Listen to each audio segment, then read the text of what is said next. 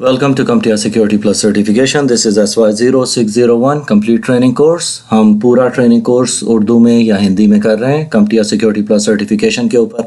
आज हमारा lecture number 36 है और आज हम अपना मॉड्यूल नंबर 5 स्टार्ट करेंगे.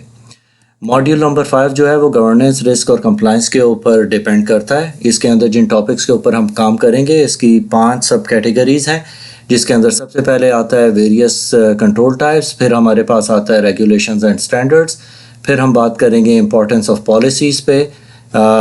लास्ट दो टॉपिक्स हैं हमारे पास, वो रिस्क मैनेजमेंट है और प्राइवेसी एंड सेंसिटिव डेटा.